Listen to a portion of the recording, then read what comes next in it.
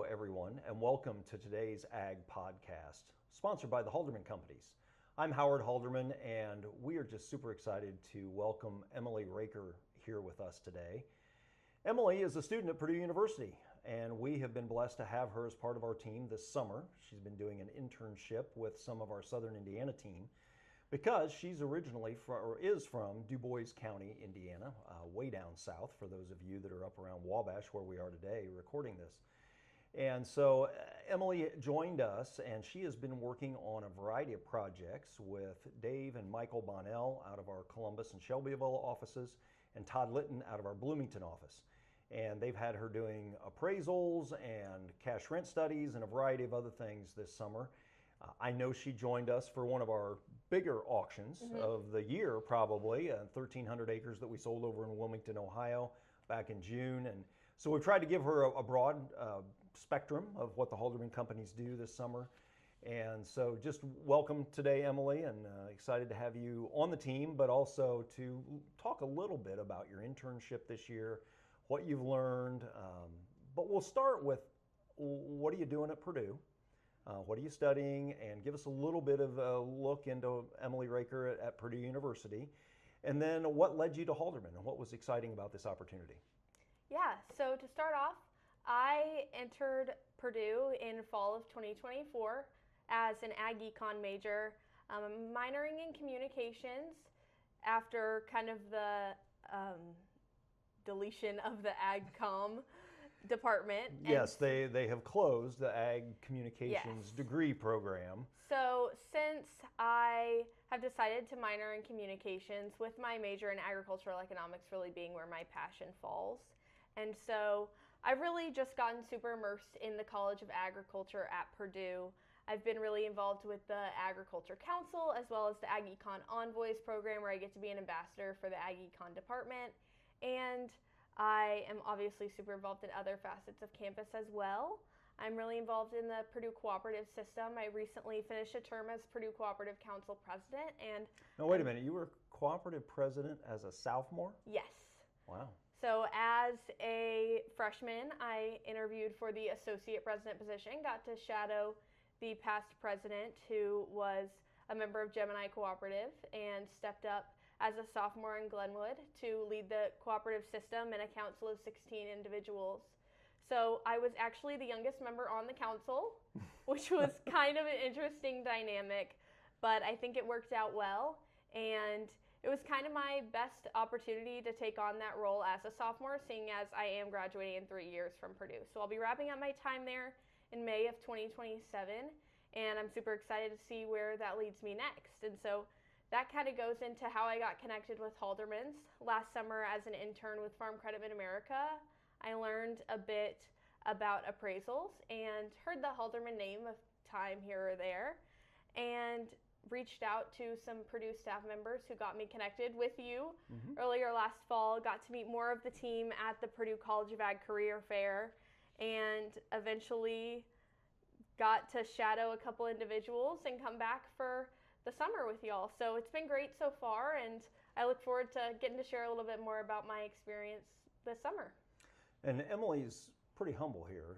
I think you were named, the outstanding freshman and outstanding sophomore student in agricultural economics the last 2 years. I was.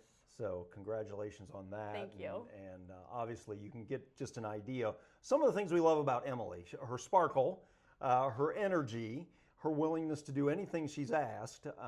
In fact, drive for, 4 or 5 hours, whatever it was, over to Wilmington, because it was a unique opportunity to see a large sale like that. So that was a really interesting opportunity, and it really gave me a good feel for what auctions are like. This might not be a time when we're seeing a lot of in-person auctions, but to be part of such a big auction for the company and to really be integrated and be given a real job that felt meaningful and not just like a paperweight as an intern really meant a lot to me. Yeah, Emily was front door for us in the sense that she was registering the bidders as they came in the room that night.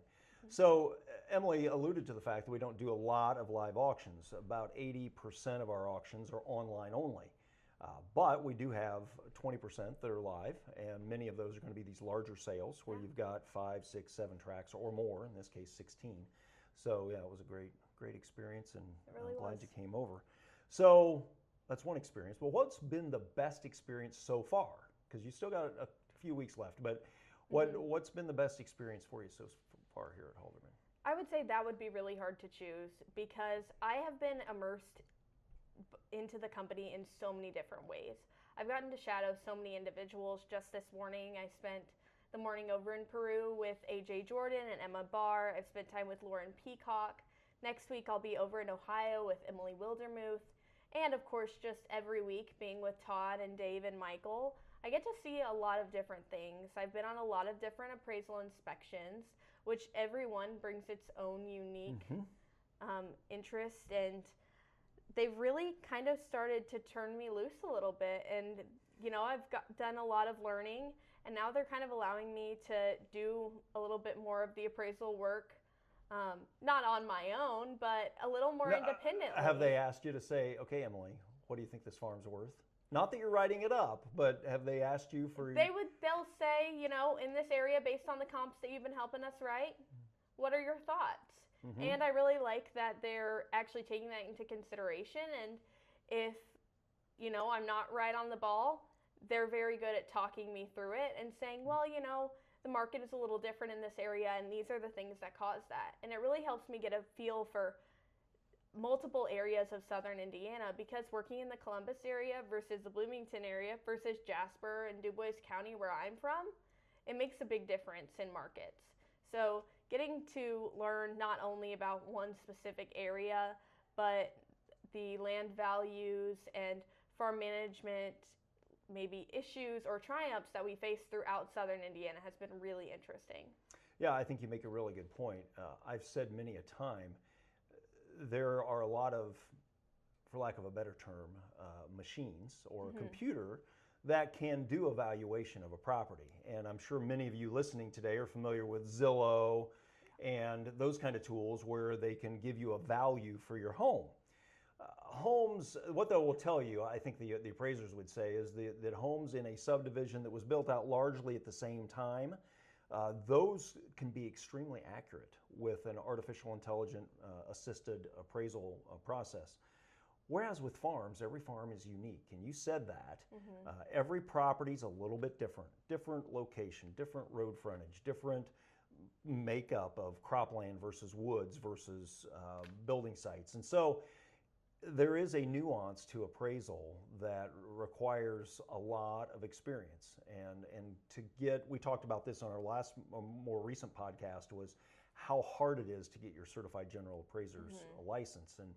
And so listen to that podcast for that information. But it takes a lot of effort, and there's a reason for that, because every property is unique. So you mentioned a little bit earlier, you're going to graduate in roughly 11 months. Yeah. 10 months, something like that. Coming up quick. Are you thinking you want to do this long term, or what? Do you have any career thoughts at this point in time where you want to go? I think I could definitely see myself in this field long term. I think it's really interesting to see how different people in the company get to kind of make it their own based on their strengths. Of course, you have some that are better in farm management, and that is really where their passion lies. And then you have some that really want to spend their time in appraisals and real estate. And it's been interesting to even see that between Dave and Michael, being a father-son duo. They really make a great team, because while both do appraisals, Michael likes appraisals a lot more, and Dave likes farm management a little more. And so I've kind of gotten to dabble in both those areas, and then they're both actively doing real estate deals that I get to help out with and see offers coming in, and getting to even sometimes talk to customers that are calling into the office. And so it's just been really neat to see how you can kind of make it your own as someone in this industry. And I really love that I could take my passions in whatever way I feel best for me.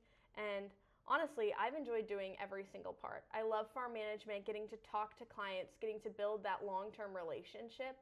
But I also love doing appraisals because of the challenge that every different farm brings.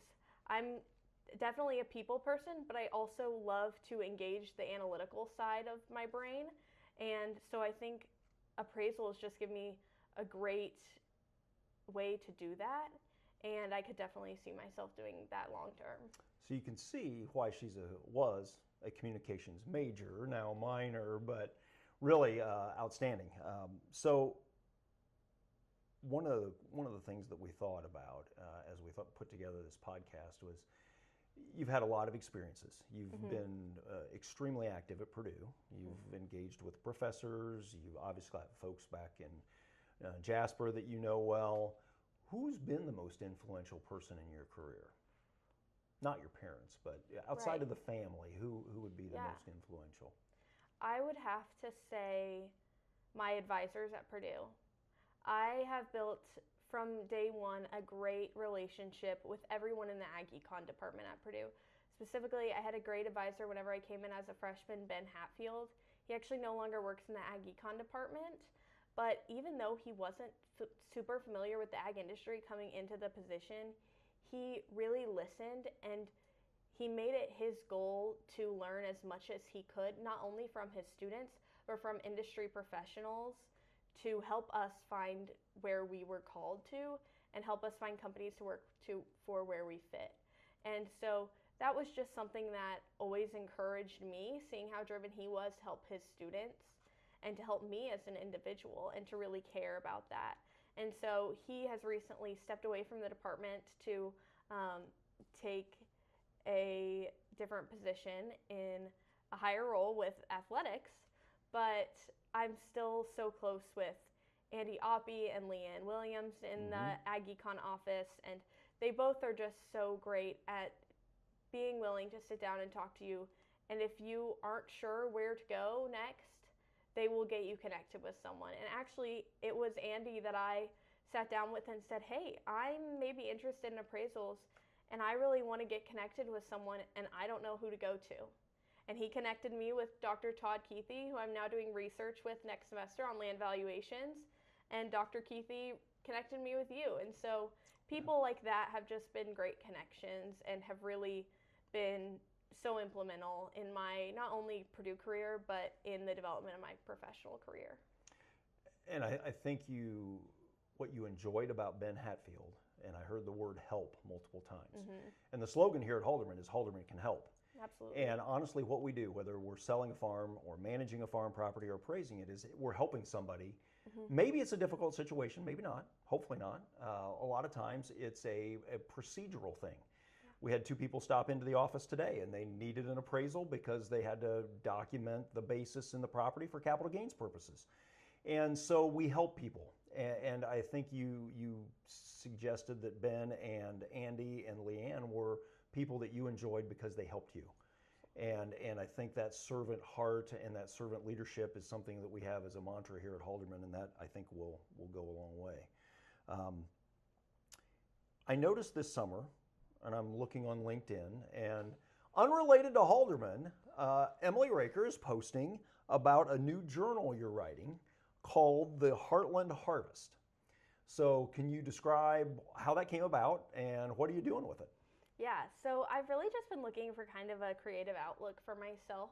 I really enjoy talking to people, and I really wanted a way to stay connected with people away from campus and people that I meet in the industry that maybe I'm not reaching out to every day, but maybe I'm emailing them every couple months just to check in.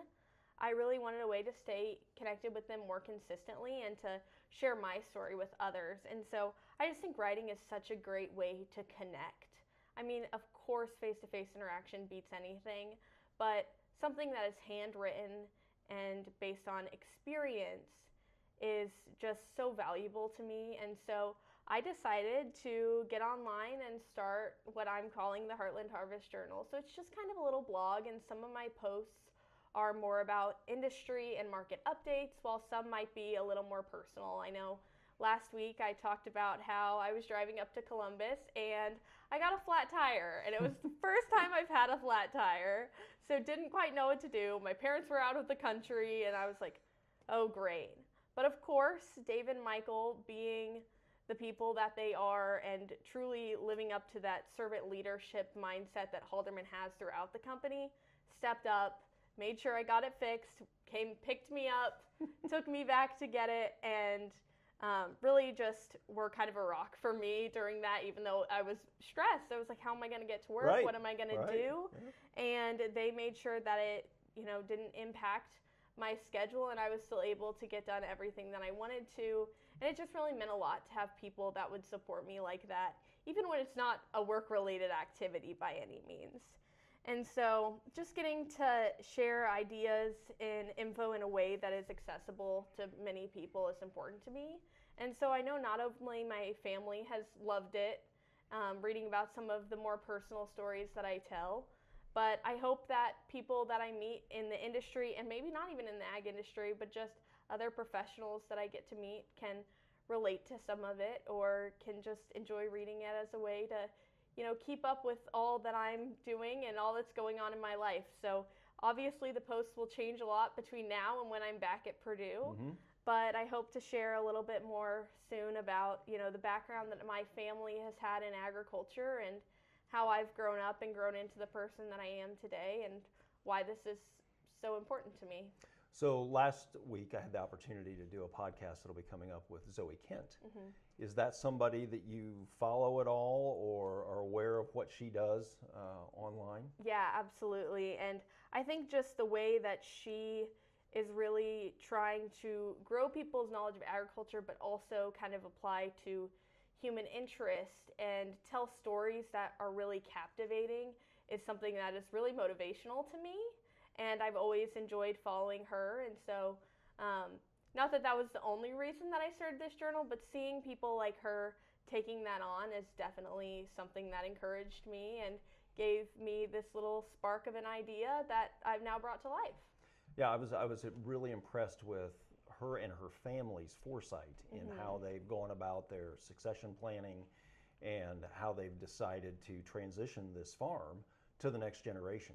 And I think if you are looking for a podcast on succession planning, that would be a good one to kind of hear her articulate how they've thought about it, how they accommodated for two siblings who are not involved in the farm operation, and then how she's kind of taken it on from her father, and then also the background from her grandparents, that succession planning wasn't all that well done, Right. and she learned a lot from that. So I encourage you to listen to that.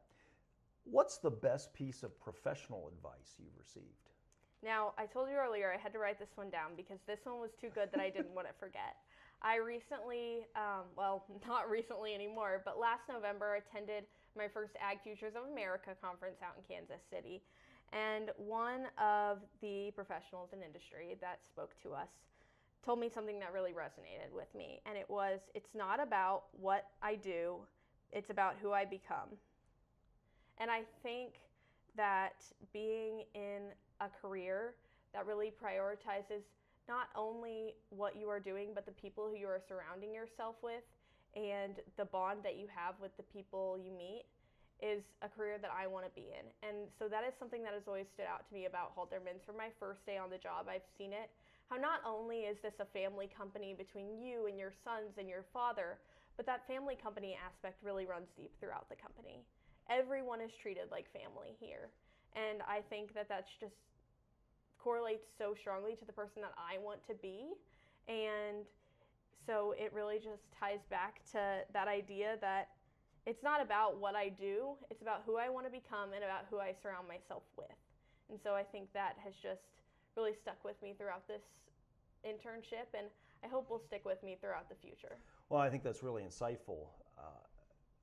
When I think back, I've done this 38 years, so I'm on the other end of the spectrum from Emily. But having done it for 38 years, the memories are never about the check we may have earned or what we did. It's more about not to put it in a way of becoming, but the impact we had on other people's lives. And I can still remember we did an auction one day, and the husband was in attendance at the auction, the seller, and we got the farm sold very well, and he signed the paperwork, and he said, now you need to go down to the hospital. My wife is working today, and she'll sign everything there. Sure, I'll take care of that.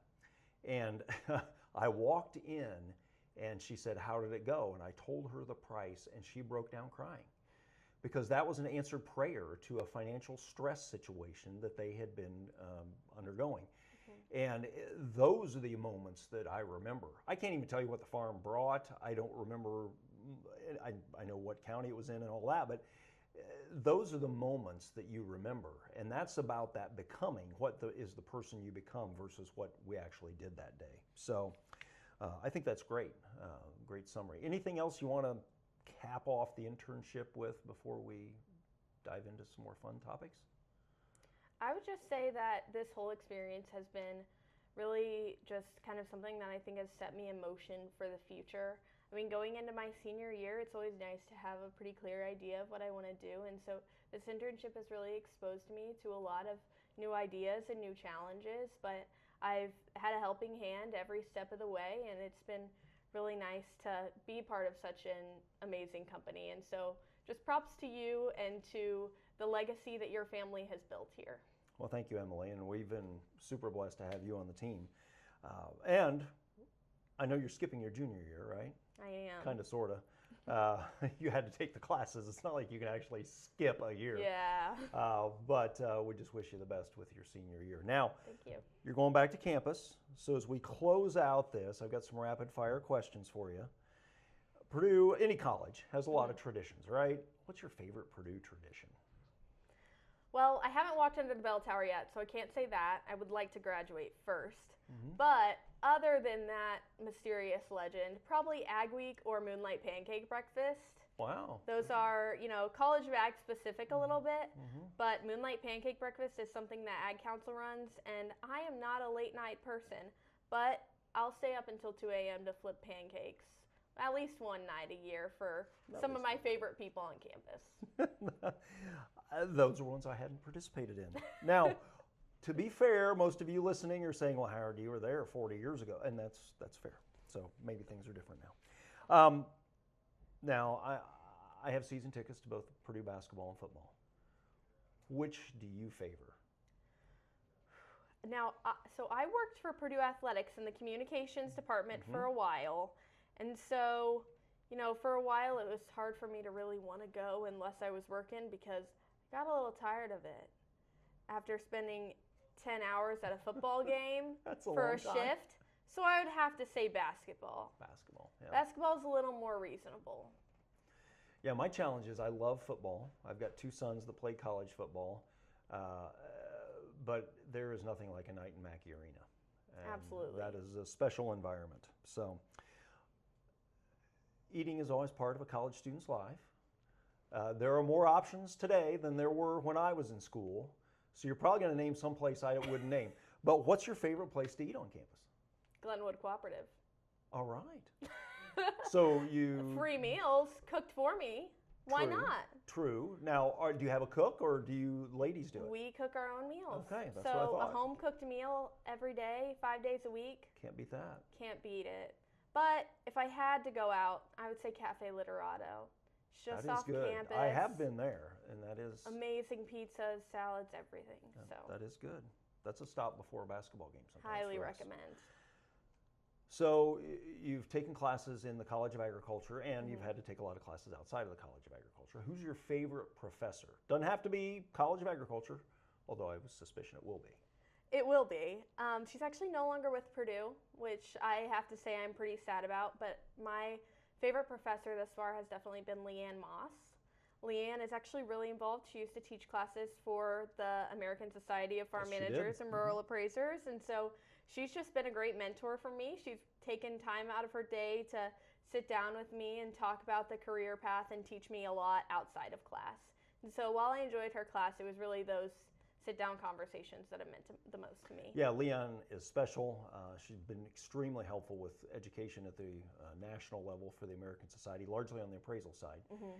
I had the opportunity to speak to a couple of her classes while she was there at Purdue, and yeah, great resource. And her son graduated, I think. Yes, he did. Well, yep. So now she's headed back over to Illinois, headed home. Yeah. So very happy for her. And you realize she's actually Canadian. I did not. Yeah. Leanne is originally from Canada. I feel like I probably should have known that. Yeah. And maybe I did. John's from Illinois. But anyway, you've had 2 years of experience at Purdue, and you don't know what the senior year is going to bring. But what's been your experience at Purdue, the one experience that really has impacted you as you think about your life going forward? I would just say my overall involvement in the College of Agriculture. If I hadn't gotten so involved in the College of Agriculture, I don't think Purdue would feel nearly as homey and as small as it does today. That's a really good point. Being on such a big campus, it's kind of hard at first to find your people, but once you do, it makes campus feel like home. And it never feels like 50,000 people. It feels like the 10 who are my best friends, and I'm around them all the time. And they are those people that will stick with me long after college. And that is a lesson I've tried to share with many high school seniors as they're contemplating what they want to do post-graduation. And, well, Purdue's too big. And I make the point with them, if you get involved, you're going to have a circle of friends that, as you said, 10, it might be... It's far more, realistically. I lived in a fraternity and had, 50 brothers, right? And but your community is so much smaller that, okay, there's 55,000 students there, but you really are never around them unless it's at and not all of them go to the football game. So it would take a big event like that to actually get the numbers. And so I would agree with you 100%. And the other thing I've said, as if there's any potential college students listening to this, is you think about your college career. Academics are obviously very important. The goal is graduation. And, there are those that say C's get degrees. Our goal at Halderman is to look at folks that may have a little better GPA than maybe a C average, but I like a well-rounded person too. I think 50% of your education is academics and 50% is the other stuff. And some of that, sure, is social. You're 18 to 22 years old. I fully expect that. You should be going to ball games. You should be enjoying dances and other, but the activities that you can get involved with. I think you got to be in charge of the cooperative system. That's kind of being a mini CEO, is it not?